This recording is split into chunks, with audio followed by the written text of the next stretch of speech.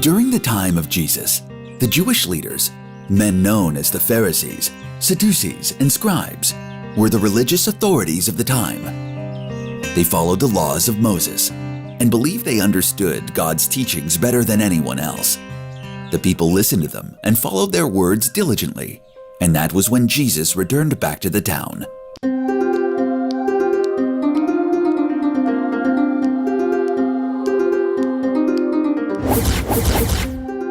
The leaders saw Jesus as a threat.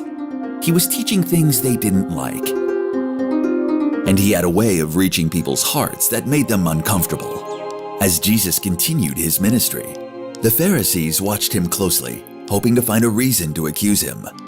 One Sabbath, a man with a shriveled hand came to Jesus for healing.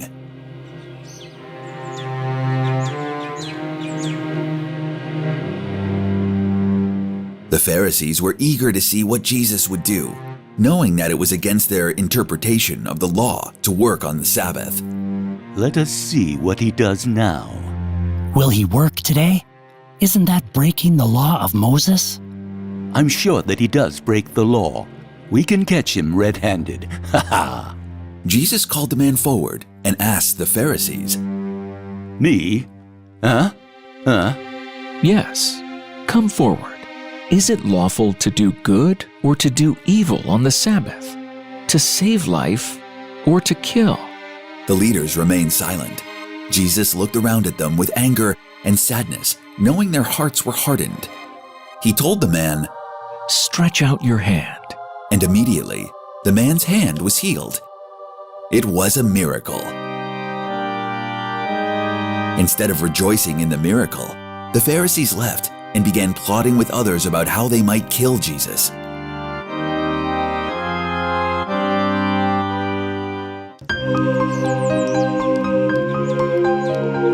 Do not let your hearts be troubled. Trust in God. Trust also in me.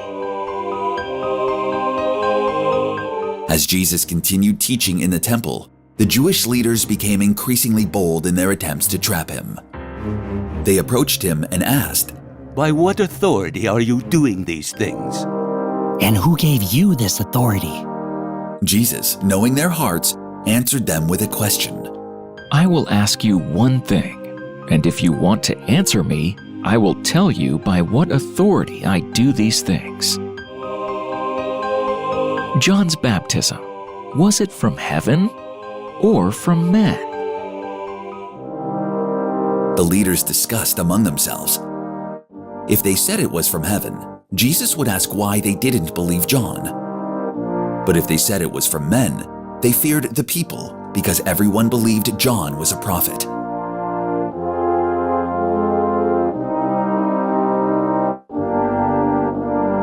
Finally, they answered, We don't know. Jesus replied, Then neither will I tell you by what authority I am doing these things.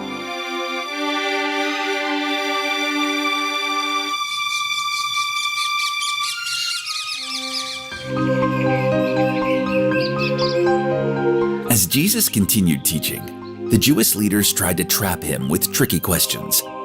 They wanted to make him say something wrong so they could arrest him.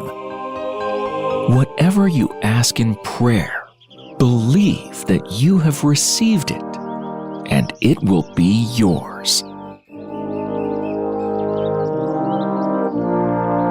One day they asked, Teacher, is it right to pay taxes to Caesar, the Roman emperor?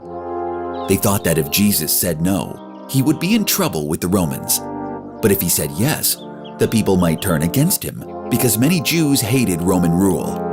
But Jesus saw through their plan. He held up a Roman coin and asked, Whose image is on this coin? Caesar's.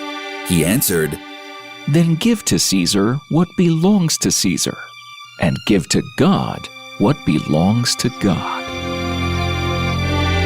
The leaders were angry and had no response. One day Jesus entered the temple in Jerusalem and saw something that deeply troubled him.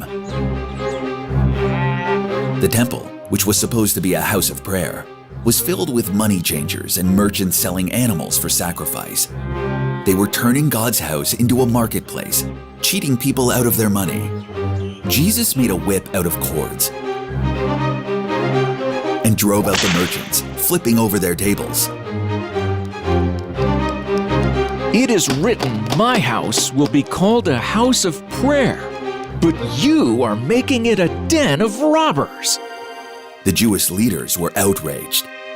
Who was this man who dared to challenge them in the temple?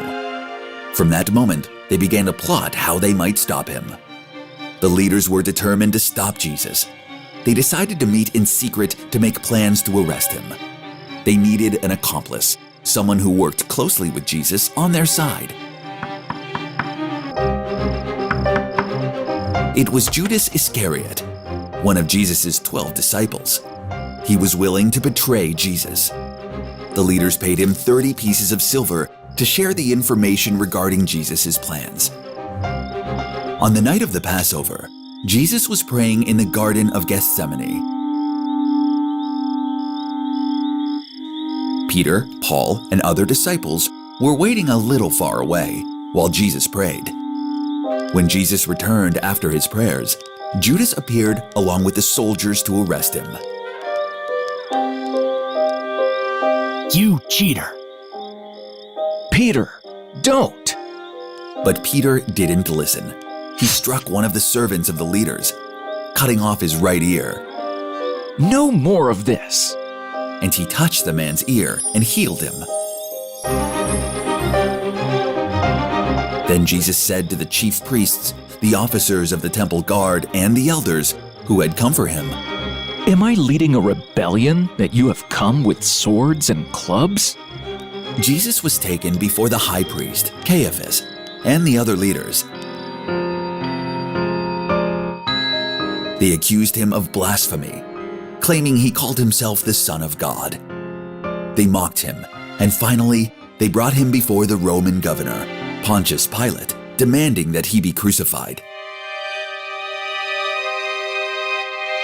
Though Pilate found no fault in Jesus, the leaders insisted, and the crowd shouted for his crucifixion. Jesus was sentenced to die on a cross, even though he had done nothing wrong. Jesus was nailed to the cross and died.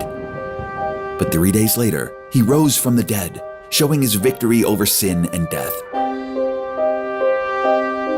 Later, he ascended to heaven after teaching his disciples how to spread the word. Through all of this, Jesus showed love and forgiveness, even to those who opposed him. His message was clear: love God and love others, no matter the cost.